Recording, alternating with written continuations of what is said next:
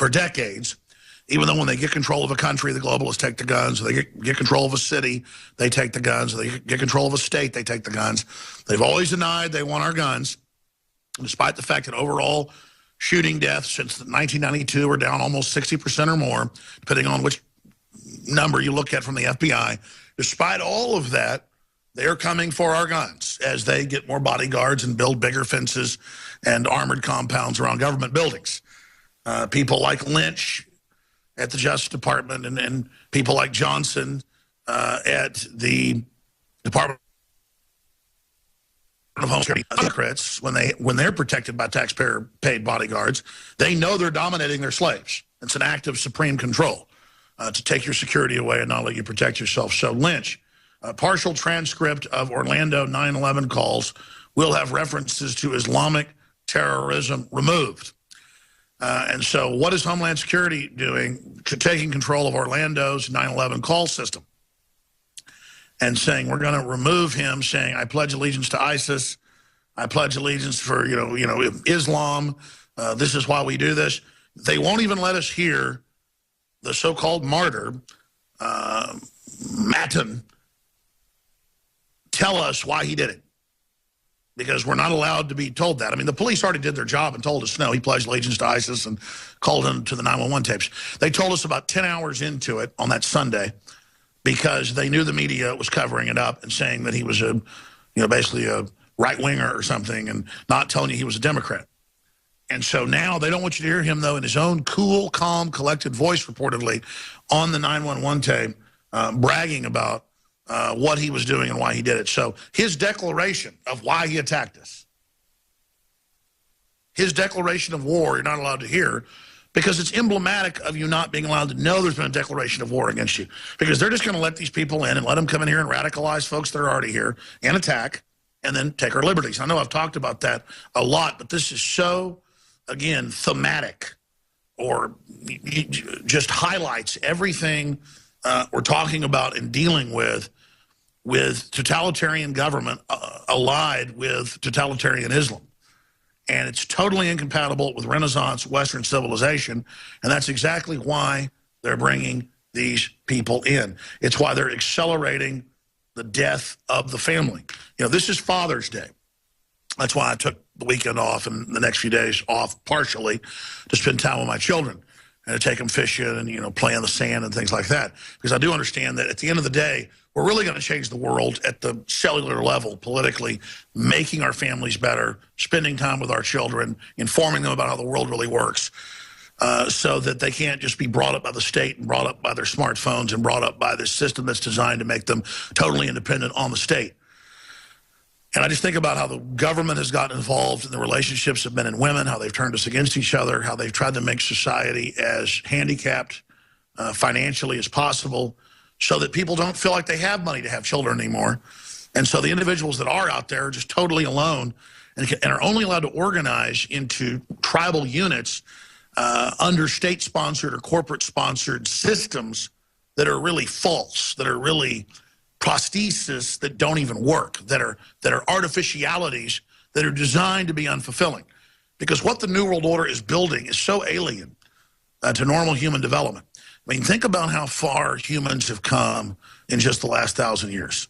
The things we do today would be total magic or the thing of the gods, the stuff of Mount Olympus or Thor's great tree of the world to ancients 1,000 years ago. And imagine where we'd be going with technology in the future if it was based on free market, if it was based on free will, if it was based on independence. That would build a very empowered, futuristic society that would still have major hurdles to get over, not destroying ourselves with mishaps or accidents or wars. But with the globalists taking technology and bending it and twisting and pouring their menace and their hatred into everything they do with these Trojan systems, they are forming a system that is absolutely and totally designed on every front to dehumanize us. And there's tons of news today to cover. It's just at the end of the day, this is dehumanization we're seeing, and one of the final visible pieces of that is taking firearms from individuals and saying, you're less worthy, you're less free, you're less equal than some government bureaucrat or some rich person who can hire private security. You, the individual, aren't trusted and aren't allowed to defend yourself. You're not trusted with something that has power. And then next, it's not going to be guns, it's going to be cars. Cars must be robot-driven and controlled because you can't be trusted. They're already saying that. I told people that 20 years ago. Oh, you can't be trusted in your own home. We got to have social workers come at birth and throughout your life and have a state-appointed third parent. This is all being announced as well, that micromanages everything. This is the parasites in government and corporations that are corrupt, merging with a whole AI system to birth a new creation here on this globe, a system meant to prop up a tyranny the likes of which this planet has absolutely never seen. So I just want to thank all the viewers and listeners for your support. I want to thank David Knight for his great work on Father's Day coming in. But I know it'll probably tell you, hey, as a father of 3 children, and as a person who cares about his family, he wants to be here on Father's Day. So do I, because this is what it's all about, is standing up for my children, my 3 children as well, and understanding that it's the animating contest of liberty. It's not a negative to work hard and make films and produce reports and articles and research in the quest for liberty. That is the same motion as sucking air into your lungs and exhaling it. It's not work, it's life. It's what we're designed to do. And when we're not involved politically, when we're not involved culturally, when we're not involved and engaged spiritually, and at every level, we become to atrophy. We become to fall apart. We begin to disintegrate, as I've said many times. It's like space travel to Mars. The best astronaut, once they get there, will still be a jellyfish and barely be able to walk because of not having gravity, even if they exercise with limited exercise on their way there. There's so many positive things about the modern world and conveniences today, but at the same time, we are losing our intellects, we are losing our rugged individualism, we are losing our primal energies, we are losing our basic instincts, and what's leftover instincts are being twisted and manipulated and turned against us. Rediscover your life force, rediscover your will, rediscover the desire to have a quest and to have a vision in your life and to be seeking your destiny. And you will find others that are seeking a greater human destiny as well. That's what it comes down to. So I'm going to hand the baton to David Knight in Austin, Texas, and I'll be back tomorrow, 11 a.m. Central Standard Time, with a full broadcast with David Knight co-hosting with me as well. Infowars.com. The system's doing everything they can to block it. Welcome back to the Alex Jones Show. I'm David Knight, and you just heard Alex Jones talking about, I think, one of the key issues before us right now, and that is this declaration of NATO saying that any kind of a cyber attack that they deem to be serious, that they deem to be coming from Russia, would be the basis for starting World War III. I find that incredibly chilling. And, of course, what are we talking about? We're talking about the shooting in Orlando. We're talking about the shooting in Britain, and that is very important. Both of these are very key because of the way they're being used. And we're going to be joined by Dr. Paul Craig Roberts, is going to be joining us in the second hour to talk about, he says he smells a rat in Orlando, and certainly there's a lot of suspicious stuff coming out of that, the background checks, and we're told that we have to surrender our freedoms, or we have to surrender the Sixth Amendment to these watch lists, right? You know, Sixth Amendment says that you're going to have you're going to be confronted with the charges against you publicly. You're going to be able to answer them. You're going to be able to compel witnesses in your favor. You're going to be able to confront the people who are accusing you of something. You're going to do this all speedily and in public. And if you don't have the means to represent yourself, you'll be given a lawyer to help you with that process. Why did they have that? If we forget about the Star Chamber, the things that were done throughout tyrannical governments in the past that led to the creation of what happened at Runnymede, the Magna Carta, as well as our Bill of Rights, they knew what happens when you do precisely what we're doing right now. It is the hallmark of tyranny. We've seen it in our lifetime throughout the communist totalitarian blocs. We had writers like Kafka warn us about that. A bureaucracy that accuses you of something. What? You don't know. You're just going to get the punishment. You don't know why you're being punished. You don't know what you're accused of.